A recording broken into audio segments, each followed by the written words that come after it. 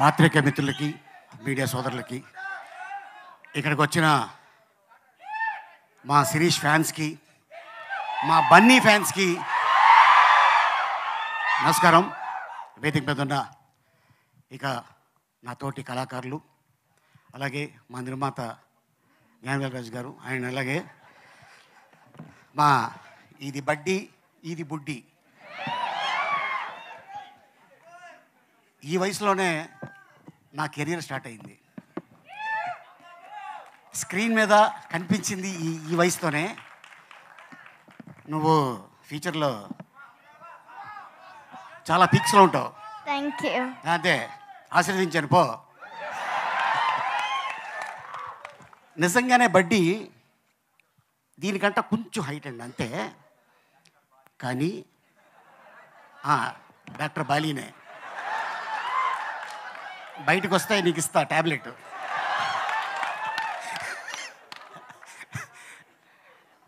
నిజంగా అదే సైజు ఒక చిన్న ఒక పుట్టాయిని తీసుకొచ్చి డైరెక్టర్ గారు ప్రతిరోజు పాపం తనతో షార్ట్లు చేయించేవారు.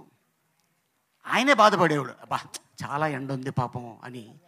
నిజంగా మేము థాయిలాండ్లో షూటింగ్ చేస్తుంటే చైనా నుంచి షూటింగ్ వెళ్ళేవారా నాయన.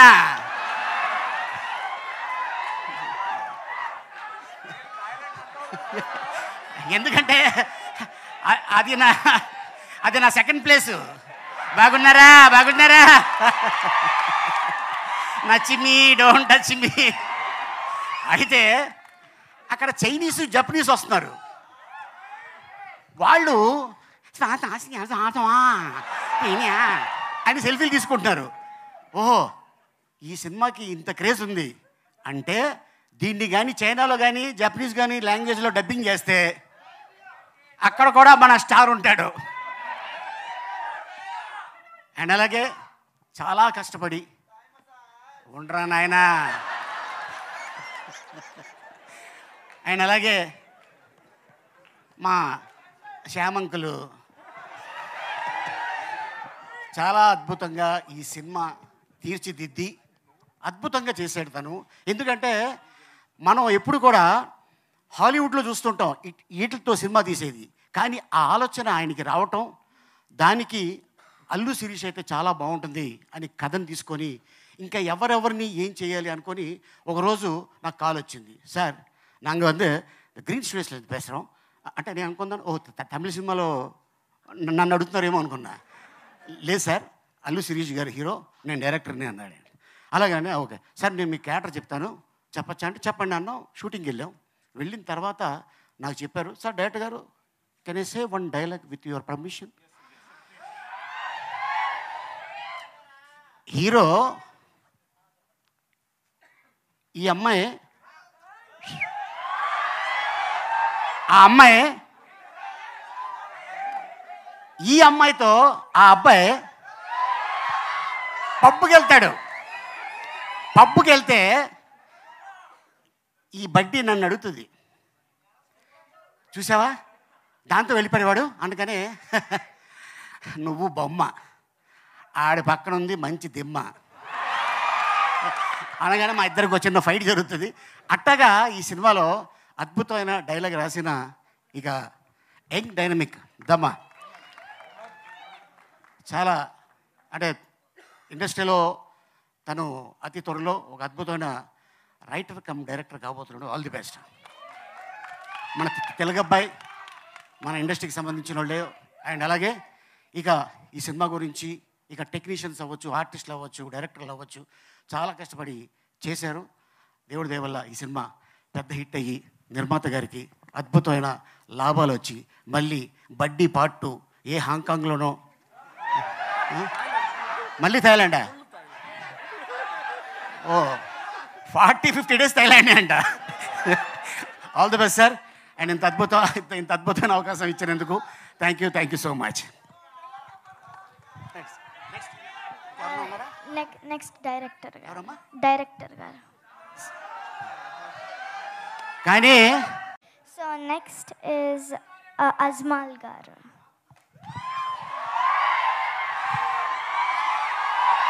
అందరికీ నమస్కారం. So, You want to rag me too? no. So, I'm going to ask you a simple question. I cannot hear. What is that? What is it? I cannot hear. Jagananna. ప్రమాణం చేస్తున్నాను. First of all, let me thank my producer, Jnanavil Raja sir, because the second time he's calling me for his film, first of all, he have given me a big opportunity in Tamil with A.R. Rahman sir and all. I couldn't do that at that time. So he called me and I'm so happy to be a part of Buddy. I told him that I just don't want to be a villain again. I'm so tired of doing villain roles. Please call me as a hero. Then this Hemant person came.